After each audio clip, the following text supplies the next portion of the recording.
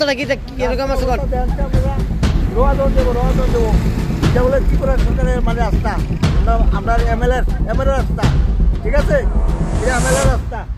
আমি মানুষ বাঁচতে বাঁচতে পারেনি। দেখ পরিবেশ, কি পরিবেশ করছে।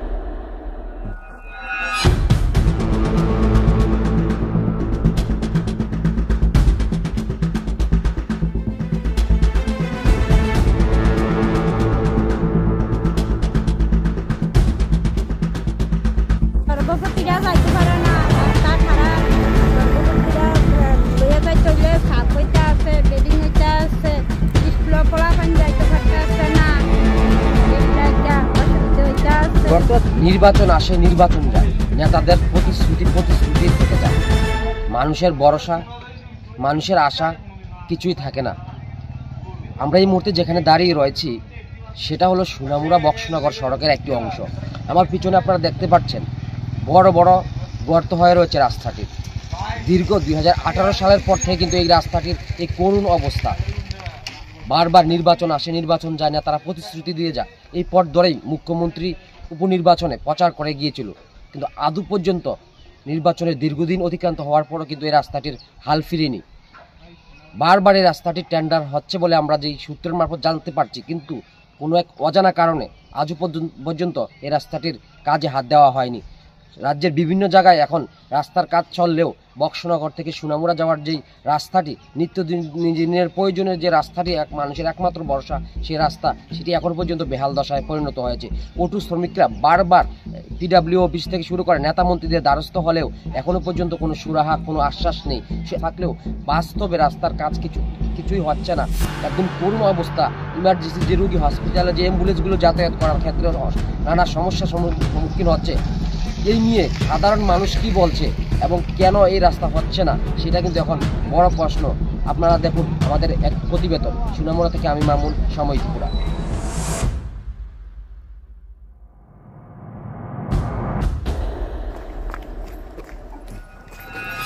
উন্নয়নের ছোঁয়া লাগেনি তোফাজ্জলের বক্সনগরে। বেহাল অবস্থা সোনামুড়া বক্সনগর সড়কে। 2018 সালের পর থেকে সোনামুড়া বক্সনগর সড়কের এই অবস্থা। সরকার পরিবর্তন হলেও ভাগ্য পরিবর্তন হয়নি বক্সনগরের মানুষের।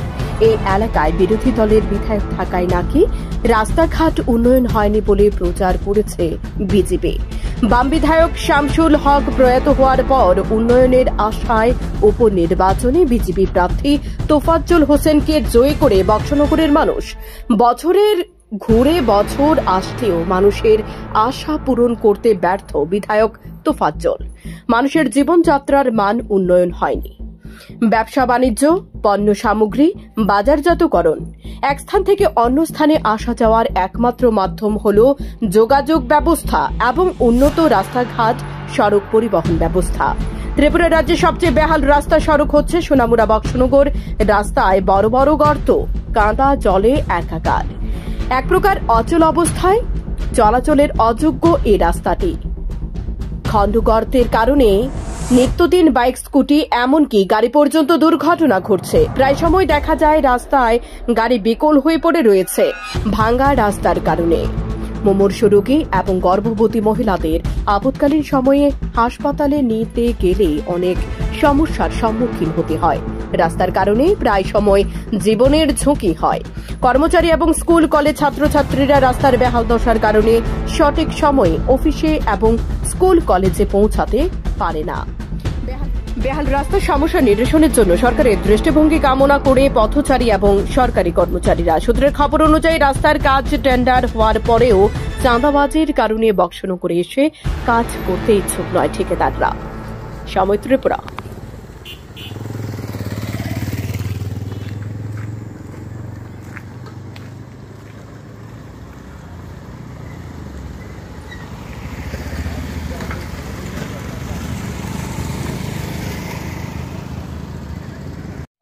হসপিটাল রাস্তা দিকে সবসময় যাতায়াত হয়? হ্যাঁ, প্রতিনিয়ত এই রাস্তা দিয়ে আমরা কি অবস্থা রাস্তার?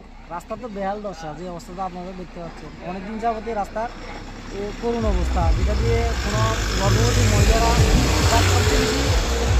অবস্থা খারাপ। গর্ভবতী মহিলাদের জন্য রাজ্যে কোনো মতো দুর্ঘটনা ঘটতে পারে। এটা কি পুরো বক্সনগর থেকে সোনামুড়া একই অবস্থা? একদম বক্সনগর থেকে সোনামুড়া পুরো এই রোডটা, বিশেষ করে বক্সনগর রোডটার যে অবস্থা, এটা অন্য আমার মনে হয় না ত্রিপুরার যে অন্য কোনো রোডের এরকম বেহাল দশা আছে। কি চাইবেন সরকার বা এই রোডটা সংস্কার হোক, ভালো করে যেন মেনটেন্স হয়। আমার যে সরকারের কাছে রোডটা যেন মেনটেন্স করে দেয়, আমরা জনগণের জন্য সুবিধা হবে যাতায়াতের জন্য। রাস্তাটা কি এরকম আছে? রোয়া দন দেবো এটা হলো ত্রিপুরার সরকারের মানে রাস্তা, আমরা এমএলএর রাস্তা, ঠিক আছে? এটা এমএলএর রাস্তা। দেন আপনি মানুষ বাঁচতে বাঁচতে পারেনি, দেন আপনি দেন পরিবেশ কি পরিবেশ করছে। হ্যাঁ, এখন আপনাদের দাবি কি? আমরা দাবি রাস্তা ঠিক হোক, আমাদের দাবি হলো রাস্তা ঠিক হোক, মানুষ চলাফেরা করুক, মানুষের সাইজ সুরক্ষিত, বাঁচতে পারুক, ফ্রেশ রাস্তা। আমি দেখেন যে রোয়া দন যাবো এই রাস্তা। বাচ্চা বলেন বাচ্চা না, আমরা বাচ্চা বাড়লে ক্ষতি, গাড়ি ঘোড়ার ক্ষতি, বা আমরা দেখতে পেলে জানতে আমরা রাস্তার কি অবস্থা। অ্যাক্সিডেন্ট হয়নি? হ্যাঁ, অ্যাক্সিডেন্ট কি এদিন তো একজন অমর না অ্যাক্সিডেন্ট হলো এই রাস্তাটা করতেছে। হ্যাঁ, যুবক হিসাবে যাতায়াত করে রাস্তা দিয়ে প্রতিদিন, কি সমস্যা হচ্ছে এই রাস্তাটার মধ্যে? সমস্যার কথা বললে তো শেষ নেই। প্রথমত তো রাস্তার যে বেহাল অবস্থা, চলাফেরার ক্ষেত্রে যে আমাদের যে অটো মোটরস বা মোটর সাইকেলে চলাফেরা করি, কিছুদিন পর পর দুর্ঘটনা হয় রাস্তার বেহাল দশার কারণে, গাড়ির দুর্ঘটনা হয়, বাইক গাড়ির ক্ষতি হচ্ছে এই রাস্তার বেহাল দশার কারণে। তারপরে তো কোনো ইমার্জেন্সি কোনো ঘটনা ঘটলে, কোনো জায়গায় আগুন লাগলে বা হসপিটালে কোনো ইমার্জেন্সি রুগী আনার ক্ষেত্রে 5 মিনিটের রাস্তা এখন 15 মিনিট লাগে। অ্যাম্বুলেন্স যাতায়াতে, গাড়ি যাতায়াতে খুবই অসুবিধা হইতেছে। তা এই রুটটা এখন তো নতুনই দরকার, নতুন করা দরকার, কিন্তু নতুন তো করার কোনো নাম নেই। আপাতত যাতে সংস্কার করা হয় এই দাবি সরকারের কাছে জানাই।